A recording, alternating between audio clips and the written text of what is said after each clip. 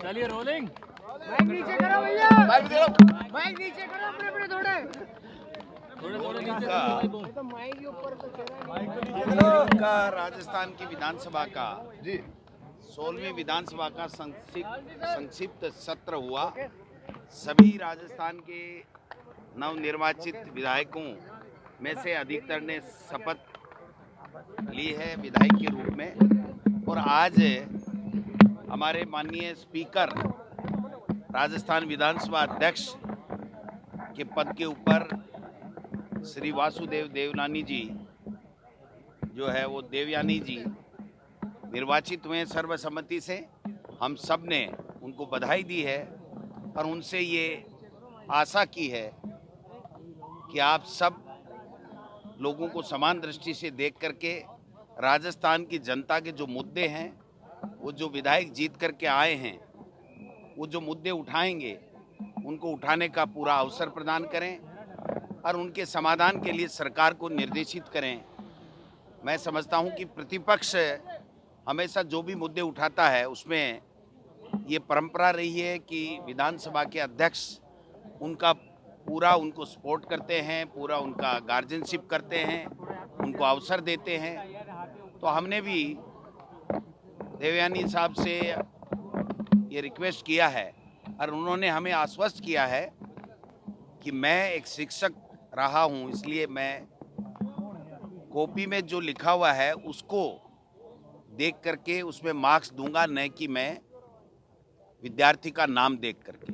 तो मैं समझता हूं कि ये बहुत अच्छी बात उन्होंने कही है और हमें पूरा विश्वास है। हम उनको पुनः शुभकामनाएं देते हैं और हम आशा करते हैं कि वो अपने कर्तव्यों के निर्वहन को भलीभांति तरीके से विपक्ष को बराबर अवसर दे करके उसको कर्तव्यों का निर्वहन करेंगे। बीजेपी विधायकों ने जो संसद का मामला है उसमें पुतला फूका राहुल गांधी जी का,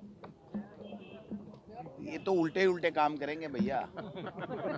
हाँ, उल्टे काम तो इनसे, इनकी बीजेपी से और केंद्र सरकार से होने ही नहीं। आप एक बात बताइए, एक सुरक्षा में चूक हुई और किस प्रकार से सेंध मारी गई, कैसे लोग वहाँ पर घुस गए और जो अफरा तफरी का माहौल हुआ, भय का जो वातावरण हुआ, उसमें अगर वहाँ के एमपीज ये नहीं पूछ सकते कि ये क्यों हुआ, इसके ऊपर क्या कार्रवाई कर रहे हो और आगे ये नहीं हो, इसके लिए हमें आश्वस्त कीजिए। तो कोई गुनाह कर रहे हैं क्या? अब इसके बावजूद इनको तो देखो राहुल गांधी दिख रहा है। राहुल गांधी से इतने भयग्रस्त हैं ये लोग बाग कि आने वाले समय में आप देखना इनकी उल्टी गिनती शुरू हो गई है। ये तानाशाह सरकार के रूप में काम कर रहे हैं। ये जितने भी परंपराएं हैं उनको तोड़ने का काम कर रहे हैं। नई संसद में जिस प्रकार का ये जो वाकया हुआ, दुर्घटना घटी, अगर उसके ऊपर हमारे वहाँ के एमपीज सवाल नहीं उठा सकते, पूछ नहीं सकते, अपनी सुरक्षा की मांग नहीं कर सकते, तो फिर लोकतंत्र कहाँ रह गया? आप बताइए, प्रजातंत्र कहाँ रह गया? बोलने का अवसर खत्म कर दिया।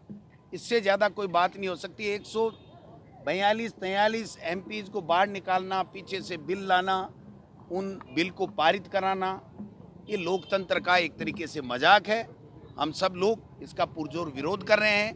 आज हमारे तमाम जिला कांग्रेस कमेटियों की तरफ से हमने इनका विरोध प्रदर्शन किया है कि इस प्रजातंत्र को आप ख़त्म ना करें, लोकतंत्र को मजाक ना बनाएं, और जो चुने हुए जनप्रतिनिधि एमपीज हैं, चाहे एमएलएज हैं, और कोई भी सामान्य व्यक्ति भी अगर अपनी बात रखना चाहता है तो उसको पूरा अवसर प्रदान करें। ये सब चीज़ें होनी चाहिए जो अभी नहीं हो रही। आज विधानसभा में भी साहब यहाँ पे जूता फेंक दिया बाहर से जूता फेंका गया, यहाँ से भी विधानसभा से, यहाँ से बाहर से एक जूता फेंका गया विधानसभा के अंदर। किसने फेंका? एक अज्ञात युवक ने फेंका, किसी सामने आई है। गलत बात है, रिक्शे वाला था। गलत बात है। कोई भी कानून अपने हाथ में लेता है, कोई भी व्यक्ति इस तरीके की ओछी हरकत अगर करता है कि जूता फेंक रहा है या कोई दूसरी चीज़ फेंक रहा है, तो ये तो निंदनीय है।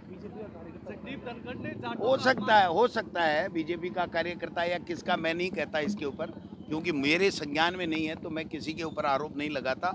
लेकिन जिस किसी ने भी किया होगा ये जूता फेंकने का काम जो आप बता रहे हैं, अगर ऐसा हुआ है तो वो बहुत गलत है, निंदनीय है।